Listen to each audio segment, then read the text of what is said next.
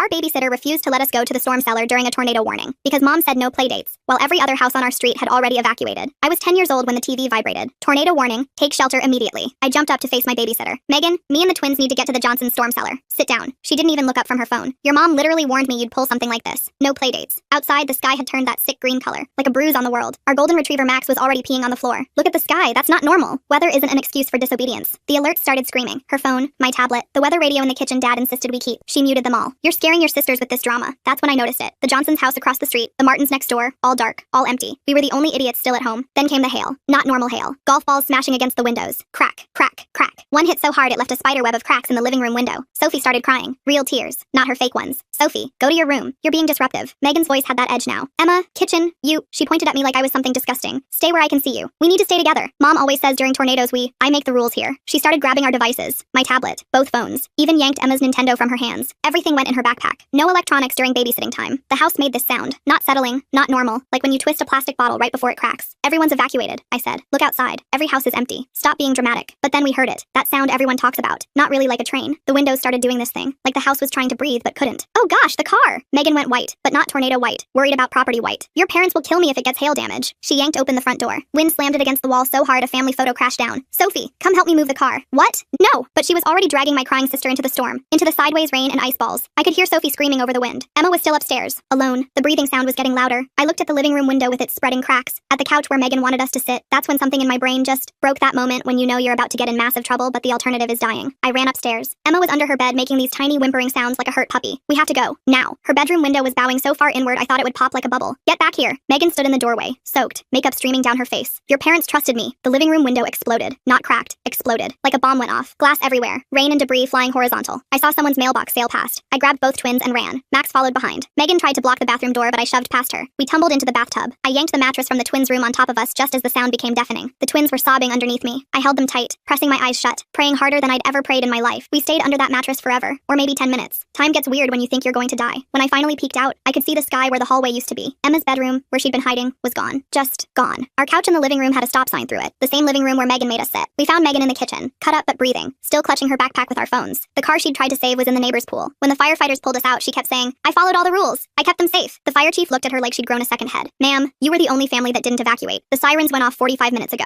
Megan was still insisting that we had overreacted to a simple storm, that we should have just listened to her and everything would be okay. And a few months later, I understood why. Because that's when I found out the real reason she never let us out of the house that day. Mom found the police report 3 months after the tornado when she was cleaning out the garage. Some water-damaged box from the insurance company had a folder stuck to the bottom, and inside was this paper about Megan from 2 years before we even knew her. She'd been arrested for trying to break into someone's house during another tornado warning, claiming she needed to get her stuff back from her ex-boyfriend who wasn't home. The cops found her in his living room with a crowbar and a backpack full of his electronics. She got probation and community service. But the weird part was what the ex-boyfriend told police later. He said Megan had this thing about storms, how she'd get obsessed with watching the news during bad weather, and would always want to go to specific houses when warnings went off. He thought she was just scared of storms until he caught her going through his safe during a thunderstorm, and that's when he broke up with her and changed his locks. The prosecutor's notes said Megan had done this at least 3 other times that they knew about. Always during weather emergencies when people evacuated, always targeting houses where she'd been before as a babysitter or house sitter. Mom's hands were shaking when she showed me the paper, and that's when everything about that day started making horrible sense. The way Megan had grabbed every single device wasn't about screen time rules, it was about making sure we couldn't call for help or see the evacuation orders. She'd shoved my tablet, both phones, even Emma's Nintendo into that backpack before the windows even started rattling, like she'd planned it all along. I remembered how she'd muted every alert, every siren, every warning that screamed at us to get out, and how her face had stayed calm the whole time like she was waiting for something. The neighborhood had been completely empty, every house dark, every family already in their storm cellars or driving away, but Megan had acted like she didn't notice. The Johnson storm cellar door had been wide open right across the street, their emergency light blinking, and Mrs. Johnson had even texted Mom earlier that we could use it if needed. But Megan had kept us in that house like prisoners, making up rules about staying where she could see us while everyone else in town ran for safety. When she'd dragged Sophie outside to supposedly save the car, Sophie told me weeks later that Megan hadn't even tried to move it at first. She'd made Sophie hold the door while she went to the mailbox and grabbed something, then spent 30 seconds looking up and down the empty street before remembering the car was supposedly why they were outside. And those keys Megan had weren't our car keys because Mom found those later in the kitchen drawer where they always were. Sophie said they looked different, smaller, and Megan had put them in her pocket after fumbling with them for a bit. The whole time Sophie was screaming about the hail hitting her, Megan kept looking at the empty houses like she was checking if anyone was watching. That's probably why she freaked out when I ran upstairs for Emma, not because I was breaking her rules, but because I was messing up her timeline. She needed us downstairs and distracted while she did whatever she'd planned to do during the evacuation. The backpack she'd clutched even while bleeding from all that glass had our devices, sure, but Mom said it was way too heavy for just that stuff when the firefighters handed it over. Some of the weight was Mom's jewelry box that had been in their bedroom, Dad's watch collection from his office, and an envelope of cash from the kitchen drawer that my parents kept for emergencies. The firefighters hadn't checked it at the scene because they were focused on getting us medical help, and Megan had claimed it was just our electronics that she'd secured for safekeeping. She'd counted on the tornado doing enough damage that nobody would notice what was missing versus what was destroyed. The fire chief had been right to look at her like she was insane when she kept insisting she'd followed all the rules and kept us safe. He told Mom later that they'd cleared every single house on our street 90 minutes before the tornado hit, and our address had been marked as empty on their evacuation list. Megan had deliberately ignored the evacuation order, kept us in danger, and used the chaos to rob us. The news helicopters that circled afterward, the neighbors emerging from storm cellars, the interviews about the miracle survival of the family that didn't evacuate, it all made sense now. Megan had kept repeating her story about following the rules because she needed everyone to think she was just a confused babysitter, not someone who'd risked 3 kids' lives to steal during an evacuation. Mom called the police that same day she found the report, and they matched Megan's pattern to 6 other weather-related thefts over 4 years. She's in prison now, but I still wake up sometimes thinking about that stop sign through the couch where she'd wanted us to sit, Emma's room that got completely destroyed, and how we almost died because someone saw a tornado warning as the perfect opportunity to rob us. 3 months went by, and I still jumped every time I heard thunder. The weather alerts on TV made my whole body go cold, and I'd have to count to 10 just to stop shaking. Dad went crazy with safety stuff after everything happened. He put weather radios in every single room, including the bathrooms, and made us practice tornado drills twice a month on Saturdays. What's making Megan so determined to keep these kids inside during such obvious danger? The way she's grabbing all their devices and muting every single warning seems really calculated, not just strict babysitting. We'd all have to run to the basement when he blew this air horn he bought, and he'd time us with a stopwatch. Mom never talked about that day, and if anyone brought it up at dinner, she'd start clearing plates even if we weren't done eating. The house looked different now after they rebuilt it. Something was just wrong about it, like when you try to draw your dog from memory and the legs come out too long. The walls were too white and the floors made different sounds when you walked on them. Sophie started having these awful nightmares where she'd wake up screaming about Megan dragging her into the storm, and Mom would have to sit with her for hours. Emma wouldn't go to sleep without checking under her bed 3 or 4 times, and she'd make me stand there watching to make sure nothing was hiding. Max got weird too, and would pace back and forth by the windows whenever the wind picked up even a little bit. The other parents in the neighborhood treated us strange after everything. They all heard Megan's version about how she kept us safe and followed Mom's instructions about no playdates and maintained control. Nobody said she was lying, but I saw the looks they gave each other when they thought I wasn't watching. Mrs. Martin would stop talking when I walked by, and the Petersons started taking a different route when they walked their dog. At dinner one night, Sophie was playing with her food, and suddenly said she remembered something weird. She said Megan had been looking at something on her phone right before she grabbed all our devices, and then shut it off really fast and started collecting everything. Emma looked up from her plate and added that Megan had closed all the blinds super fast when the first siren started, which was weird since we needed to see what was happening outside. Dad stopped eating and looked at Mom, but they didn't say anything. That night, I lay in my new bedroom that smelled like fresh paint instead of home and stared at the ceiling. I decided right then that I was going to find out what Megan was really hiding because there had to be a reason she'd risk our lives to stay in that house. The next week, Flora Knox, the school counselor, started meeting with me once a week to talk about the tornado. She had this tiny office with beanbags and a lava lamp, and she gave me this journal to write in. She never pushed me to talk, and just created this safe space where I could admit how mad I still was at Megan for choosing property over our lives. Flora had me do these exercises where I'd write down what I was feeling, and then we'd talk about it. One day during recess, a thunderstorm rolled in out of nowhere, and I completely froze. My whole body remembered that green sky and the breathing windows, and I couldn't move. Flora found me standing there in the rain and taught me this grounding thing where I had to name 5 things I could see, then 4 I could hear, then 3 I could touch. The panic slowly let go of me, and I could breathe again. She walked me back inside and gave me hot chocolate from her secret stash. A few weeks later, I ran into the Johnsons at the hardware store when Dad was buying more weather radio batteries. Mrs. Johnson looked surprised to see us and mentioned how shocked they'd been that we weren't in their storm cellar since my parents had specifically arranged for us to use it in emergencies. Mr. Johnson nodded and added that they'd left it unlocked and even put a lantern inside when they saw the warnings. Dad's face got really tight and he thanked them, but I could tell he was trying not to lose it right there in the store. When we got home, he went straight to his office and I heard him on the phone with someone using his lawyer voice. The next Saturday, I was helping Dad organize all the insurance paperwork in his office because Mom couldn't look at it without crying. There were boxes and boxes of receipts and photos of our destroyed house and lists of everything we lost. I picked up Megan's backpack that the police had returned and felt around in the pockets. That's when I found it stuck in a side zipper. The SD card from Emma's Nintendo had somehow survived inside the backpack. My hands were shaking as I put it in Dad's computer. The screenshots were all there showing the emergency alert timestamps from way earlier than Megan had claimed. The first tornado warning came through at 3:47 p.m., but Megan didn't start taking our devices until after 4:30. She'd been muting warnings for almost an entire hour while everyone else evacuated. The timeline suddenly made perfect sense. Megan had systematically silenced every warning device in our house while the entire neighborhood evacuated around us. She'd collected our electronics not for babysitting time, but to make sure we couldn't call for help or see the alerts ourselves. She wanted us trapped in that house while she did whatever she was planning to do. 3 nights later, Sophie woke up screaming again, but this time she grabbed my arm so hard it left marks. She kept saying something about the car, and when I finally got her calm enough to talk, she told me that when Megan dragged her outside, she kept mumbling about how they couldn't let them find it while fumbling with those car keys. Sophie also remembered the car had been parked weird, pulled up onto our lawn at an angle like someone had arrived in a real hurry. I wrote it all down in the notebook I'd started keeping by my bed because the details kept coming in pieces through her nightmares. The next day, I couldn't stop thinking about it, so I walked over to where the Johnsons were rebuilding their storm cellar. The concrete walls were fresh and smooth, and I ran my hands along them trying not to cry about what should have been. Mrs. Johnson found me sitting there on the steps, and she didn't say anything, just sat down next to me and put her hand on my shoulder. She understood without words why I needed to see the place we should have been safe. After a while, she went inside and brought me some lemonade, and we sat there watching the clouds move across the sky, both of us thinking about that day, but not talking about it. When I got home, I opened Mom's laptop and tried searching for Megan online, but her social media accounts were either deleted or set to private. The babysitting app my parents had used didn't show her profile anymore, and when I called the agency she'd worked through, they said they had no forwarding information. It was like she'd just vanished after the tornado. I kept searching different combinations of her name and our town, but nothing came up except a few old cached pages that didn't tell me anything new. That night, I sat at my desk and wrote out all my questions in a notebook. Why did she have those car keys ready? Why did she close the blinds when the sirens started? What was in her backpack that mattered more than our lives? The not knowing was eating at me worse than the nightmares because at least with bad dreams you wake up. This was real, and I had no way to get answers. 2 weeks later, I was at the grocery store with Mom when I saw the local paper on the rack. Verity LeBlanc had written an article about storm response and liability issues with babysitters who don't follow evacuation orders. The dates and details matched our situation too closely to be coincidence. Mom saw me reading reading it and tried to take it away, but I'd already seen enough. The article talked about our neighborhood without naming us specifically, but I knew Verity was writing about what happened to us. I wondered who had talked to her because it wasn't my parents. The article mentioned that some sitters avoid evacuation due to external factors like outstanding warrants or custody issues that make them afraid of police contact. My stomach dropped as I realized this might explain why Megan was more afraid of the authorities than the tornado. It made a sick kind of sense because she'd been so weird about the police cars on our street that day. I needed to know more, so the next day I went to the library and found Marissa Knight at the reference desk. I told her I needed help finding information for a school project about public records, and she didn't even question it. She walked me through the county database on one of the computers, showing me how to search by name and date ranges for criminal and civil cases. She taught me about different types of records and how to narrow searches, and I took notes on everything she showed me. After she went back to her desk, I typed in Megan's full name and the year. There it was on the screen like a punch to the gut. Megan had a bench warrant for failure to appear on a shoplifting charge, issued 3 days before the tornado. The warrant meant any police contact would result in immediate arrest, which explained why she'd been so desperate to avoid the evacuation officers going door to door. The charge was for stealing from a department store, and she'd missed her court date, which triggered the warrant. I printed out the page with shaking hands and stuffed it in my backpack. When I got home, I dug through the papers Dad had gotten for insurance and found the emergency response logs. Cross-referencing the warrant date with the logs, I could see patrol cars had been on our street 30 minutes before the tornado hit. They'd been going door to door for mandatory evacuation, and Megan would have seen them through the window before she suddenly closed all the blinds and started grabbing our phones. The timeline made perfect sense now. She saw the cops, panicked about her warrant, and decided to hide us all inside rather than risk getting arrested. That night, I showed Dad what I'd found, and he listened quietly while I explained everything. Mom stood in the doorway with her arms crossed, clearly uncomfortable with me digging into this. Dad said it made sense but didn't excuse anything, and that Megan had put her fear of jail over our safety. Mom kept insisting we needed to move forward, not backward, but I could tell Dad understood why I needed answers. Makes me wonder why Megan thought hiding from police was worth risking 4 kids' lives when that warrant was just for shoplifting. The timing with those patrol cars 30 minutes before the tornado is really specific. Did she actually see them or just panic about the possibility? He looked at the printouts and the timeline I'd made and shook his head. The worst part was knowing that Megan chose to risk our lives rather than face a shoplifting charge. Dad pulled out his laptop later that night and showed me the app he'd used to find Megan. The screen displayed rows of smiling faces with star ratings next to them. He clicked through the sign-up process while I watched over his shoulder. Upload an ID, add a photo, type in your rate. That was it. No background checkbox to tick. No reference section to fill out. Just a payment processor that took 15% off the top. He'd assumed the app did some kind of checking, but the terms of service made it clear they were just a matching service. The next morning, a woman in a navy suit knocked on our door. Constance Lane from CPS sat at our kitchen table with a clipboard and asked soft questions about how we were doing. She wrote notes while Emma colored next to her, and Sophie played with blocks on the floor. I started telling her about Megan keeping us inside during the tornado, but she held up her hand. Without a report filed at the time, there wasn't much to investigate now. She explained that proving neglect after everyone survived was almost impossible. Megan could say she made the best choices she could in a crisis. The system wasn't built for cases where someone refused to evacuate. It was built for bruises and broken bones and kids who didn't get fed, not for babysitters who were more scared of cops than tornadoes. 2 days later, I was taking out the trash when Catherine Klein waved me over from 2 houses down. She'd been watering her rebuilt garden when she saw me. She remembered seeing Megan on our porch right before the tornado hit, not looking at the sky or checking the wind but scanning up and down the street over and over. Then Megan had run to that car like her life depended on it. Catherine thought it was weird how Megan kept checking behind her instead of watching the storm clouds. The pieces started fitting together in my head like a puzzle I didn't want to solve. Megan hadn't been watching for the tornado. She'd been watching for police cars. That car she dragged Sophie out to move wasn't even ours. It must have belonged to whoever she was hiding from or helping. She'd risked my sister's life to move evidence. She'd kept us trapped inside to avoid any cops doing evacuation sweeps. Every choice she made that day was about staying invisible to anyone in uniform. I spent hours going through the insurance paperwork Mom had filed after the tornado. The adjuster had photographed everything for the claim, page after page of destroyed furniture and damaged walls. Then I found the inventory of personal items. There was a detailed list of what was in Megan's backpack when they found her. Our phones and tablets, her wallet with $43 cash, her car keys on a sparkly keychain, and one line that made me stop. Wrapped item, approximately 6 inches, contents unknown, plastic covering intact. The photo showed a bundle wrapped in grocery bags and duct tape. Whatever was in that backpack, Megan had held onto it through the whole tornado, through the house falling apart around us, through getting cut up and bleeding, through the firefighters pulling us out. She never let go of that bag. Combined with the warrant and the strange car, it painted a picture. This wasn't just about dodging a shoplifting charge. This was about something way bigger that Megan was desperate to hide. My phone buzzed with a text from Verity asking if I'd found anything new. I sent her photos of the insurance inventory. Within an hour, she'd forwarded me an email from someone named Opal Landry. Opal had worked with Megan at a daycare the year before the tornado. She'd seen Verity's article online and wanted to share something. Megan had been written up for leaving the building during a fire drill. All the kids were outside on the playground when Megan ran back inside. Not to save anything important. Not to help anyone. She went to move her boyfriend's car from the loading zone before the fire trucks arrived. She'd left 23-year-old standing outside alone. She almost lost her job over it. The daycare director had put her on final warning. One more incident and she'd be fired and reported to the state licensing board. The pattern was getting clearer with each new piece of information. Megan had a history of putting her fear of authority over kids' safety. That write-up at the daycare probably made her paranoid about getting blamed for anything else. Her whole thing about making the rules wasn't about control. It was about being terrified of anyone who might have real authority over her. She'd rather face a tornado than a police officer. She'd rather risk our lives than risk getting caught with whatever was in that car or that backpack. Verity helped me fill out a public records request for the 911 dispatch logs from that day, specifically the hour before the tornado hit our neighborhood. The form required exact times and addresses and a $20 processing fee. The clerk at the county office said it would take 3 to 6 weeks to process. She stamped the form and gave me a receipt with a case number. I needed to know exactly what had happened on our street that had scared Megan so badly she'd chosen to keep us in a death trap instead of evacuating. 3 weeks after filing that request, a thick envelope arrived from the county office with the official seal stamped across the front. I tore it open right there on the porch and spread the papers across the kitchen table while Mom was at work. The evacuation logs were typed up in neat columns with times and addresses and officer badge numbers. Our street had been swept twice that afternoon. The first patrol came through at 2:47 p.m. with notes about checking every house and marking empty ones with orange spray paint. The second sweep happened at 3:15 p.m. when they went back for holdouts. Our address had a special note typed in red ink. 3:18 p.m., 4827 Oak Street. Residents present but refusing evacuation. Female babysitter, approximately 19 to 20 years, stated parents instructed no leaving house. 3 minor children visible inside. Supervisor notified. Return attempt scheduled 3:35 p.m. That was exactly when Megan had been grabbing our phones and tablets. The next entry made my stomach drop. 3:35 p.m., 4827 Oak Street. All curtains now closed. No response to repeated knocking. Vehicle in driveway. Silver sedan. Partial plate DRK. Mandatory evacuation notice posted on door. Move to next block due to deteriorating conditions. Something clicked in my brain like a puzzle piece snapping into place. I remembered that moment when the sirens first started wailing and Megan had jumped up from the couch so fast she knocked over Emma's juice box. She'd rushed to the window and yanked the curtains closed hard enough to tear one right off the rod. The fabric had pooled on the floor and she'd kicked it behind the TV stand. I'd thought she was scared of the storm, but now I understood she'd seen those patrol cars coming down our street. She'd seen them going door to door with their clipboards and orange paint. That night, I went through Mom's phone looking at photos from that morning before they'd left for their anniversary trip. There was one of me and the twins on the front steps with Max. Our driveway was empty except for Mom's minivan which they'd taken to the airport. No silver sedan anywhere. But then I found something else in the neighborhood Facebook group that Mom had joined after the tornado. People had been posting before and after photos for insurance claims. Mrs. Martin from next door had uploaded a whole album including one labeled Storm Damage, Front Yard, that showed our house in the background. There in our driveway sat a silver sedan I'd never seen before. The timestamp said 2:31 p.m., which meant someone had shown up after my parents left at noon, but before the evacuation started at 2:47. The photo quality was good enough to see the license plate when I zoomed in on my laptop. DRK 4429. My hands shook as I typed it into one of those free license plate lookup sites. The car was registered to Derek Raymond Knox, age 24, with an address 2 towns over. When I searched his name, the first result was a mugshot from 6 months earlier. Possession with intent to distribute. Released on bail. Another arrest from the year before that. Breaking and entering. More drug charges going back 3 years. This was the same Derek that Opal had mentioned was Megan's boyfriend. The one whose car she'd moved during that fire drill while kids were left alone. Everything suddenly made perfect sense in the worst possible way. Derek had shown up at our house with who knows what in his car right when evacuation orders were starting. Megan had an active warrant that Opal had told me about. When police started going door to door for mandatory evacuation, she had 2 choices. Let them in and both get arrested with 3 kids watching, or keep us all inside and hope the storm passed over. She'd chosen to risk our lives rather than face cops. She'd literally kept us in the path of a tornado, because her drug dealer boyfriend showed up at the worst possible time with whatever was in that car. The next morning, I found Megan's old babysitting flyer in Mom's junk drawer with an email address at the bottom. My fingers typed the message before I could lose my nerve. Hi Megan, this is the kid from Oak Street. I know it's been a while since the tornado. I'm in therapy now and my therapist says I need closure about that day. Would you be willing to talk? Just to help me understand what happened. I'm not angry anymore. I just need to process it for my recovery. I hit send before I could delete it. Flora helped me prepare for if Megan actually responded. We sat in her office doing role plays where she pretended to be Megan getting defensive or angry or trying to gaslight me about that day. Something about this Derek guy showing up right before the evacuation orders feels too convenient, like pieces falling into place too neatly. The narrator's connecting all these dots. The car, the warrant, the wrapped package. But I'm curious if they're seeing patterns because they need this to make sense somehow. She taught me to keep my voice level and ask open questions that couldn't be answered with just yes or no. We practiced phrases like, help me understand, and what was that like for you? That might get her talking without making her shut down. Flora showed me how to protect myself emotionally if Megan tried to blame me or my sisters for what happened. We went through different scenarios until I felt ready for anything. 2 weeks passed with no response to my email. I'd pretty much given up when I saw her at the grocery store. She was in the cereal aisle reaching for a box of Lucky Charms, and something about seeing her buy kids cereal made her seem smaller than I remembered. She turned and saw me standing there with my cart. Her face went white and then red and then white again. We just stared at each other across all that bright fluorescent normalness. My legs moved without me telling them to. Each step felt like walking through water, but Flora's voice was in my head reminding me to breathe and stay calm. Hi Megan. My voice came out steady even though my heart was hammering. Do you have a minute to talk? She shifted her weight from foot to foot and glanced toward the exit like she might run. Her fingers tightened on the cereal box until it crumpled. Then she gave this tiny nod. I heard about your family rebuilding. I'm glad you're all okay. The words sounded practiced like she'd rehearsed them in case we ever met. I needed to know why she made those choices that day, so I asked the question that had been eating at me for months about not letting us go to the neighbor's storm cellar. Her eyes darted toward the store exit and her knuckles went white on the shopping cart handle. She started to say something about following my mom's rules, but I cut her off and said the neighbors had the cellar ready for us. Her face did this thing where it crumpled like paper, and she looked down at her shoes. She told me she'd been written up at her last babysitting job for leaving kids alone even for 2 minutes during a fire drill. The words came out fast like she'd been holding them in forever. She couldn't lose another job or have that on her record twice. My stomach twisted because that wasn't even the worst part. I asked about the warrant I'd found out about and why the police scared her so much that day. She looked around the cereal aisle like someone might be listening. Her boyfriend Derek had dropped his car at our house that morning because he had court. There was stuff in his trunk he couldn't have the cops finding. My hands started shaking when I realized she took our phones so we couldn't call 911. She nodded and looked miserable but said calling would have made everything worse with her getting arrested and Derek's stuff being found. My voice came out shaky when I told her we could have died. Her answer made my blood boil because she said we didn't die, and she followed the technical rules my mom gave her and we survived. So that's what mattered. I stared at her for a long moment and realized she would never understand what she'd done to us. There was no point arguing with someone who thought surviving by pure luck was the same as keeping kids safe. I told her no, that's not what matters, and walked away from her and her half-full cart. My legs felt like jelly walking to my car, but I made it without looking back. Once inside, I let myself cry for exactly 5 minutes. Not the scared tears from my nightmares, but angry tears about how stupid and preventable it all was. I texted Flora that I was okay, and would see her at our appointment tomorrow. The next day, Flora helped me understand what I was feeling during our session. She said I could feel angry at Megan's selfish choices and pity for her desperation, and frustrated that she learned nothing all at the same time. People are complicated, and so is how we feel about them. That night at dinner, I told my parents about running into Megan at the store. Dad apologized again for using that sketchy babysitting app to find her. Mom finally admitted she'd been too rigid with her no playdates rule. She said quietly that she never imagined someone would think that meant don't evacuate for a tornado. We sat there pushing food around our plates for a while. Later that week, Verity called about her article on emergency protocols. I told her what I'd learned from Megan without using her name. She was writing about how fear of authority can stop people from evacuating working when they should. The whole conversation made me tired, but I was glad someone was trying to fix the system. 2 weeks after that, Constance Lane from CPS came by with her clipboard and tired eyes. She sat at our kitchen table drinking Mom's coffee while going through her notes about the tornado incident. She kept flipping pages and sighing, saying things about how dangerous Megan's choices were, but without formal charges filed at the time, there wasn't much to pursue. Mom's jaw got tight, but she just nodded and thanked Constance for checking in. After Constance left, I heard Mom crying in the bathroom, but when she came out, she just started making dinner like nothing happened. Life kept going, messy and unresolved like most real things do. I decided to do something about it myself, so I made flyers about emergency preparedness and stuck them in all the neighbors' mailboxes. The meeting was set for Saturday at the community center, and I made Mom help me set up folding chairs even though she thought nobody would come. About half the neighborhood showed up, which was more than I expected. The Johnsons brought cookies, and people actually talked about storm shelter plans and setting up phone trees for warnings. Some families didn't come, and I knew they were still uncomfortable thinking about how close we'd all come to disaster, but at least we'd started something. Mrs. Johnson gave me a hug afterward and said I was brave for organizing it. That night, I put together my own emergency kit with flashlights and water bottles and a weather radio that nobody could take away from me. I keep it right by my bed in a backpack I got at the thrift store. Every month I check the batteries and replace the water. This little ritual that makes me feel like I'm in control of my own safety instead of waiting for adults to make the right choices. Mom caught me doing it once and just watched from the doorway without saying anything. 3 months later, when the next storm warning came through, Max started pacing the same way he did before. The twins got real quiet and Sophie's hands started shaking. I grabbed my go bag and walked them through our plan step by step, telling them we were going to the Johnsons' cellar, and nobody got to override that decision. Emma relaxed when I said it, and Sophie stopped shaking so much. We walked across the street in the rain while Mom called Dad at work, and the Johnsons had already opened their cellar door for anyone who needed it. The storm passed without touching down, but we stayed in that cellar playing cards until the all clear sounded. I still think about Megan sometimes when storm clouds gather.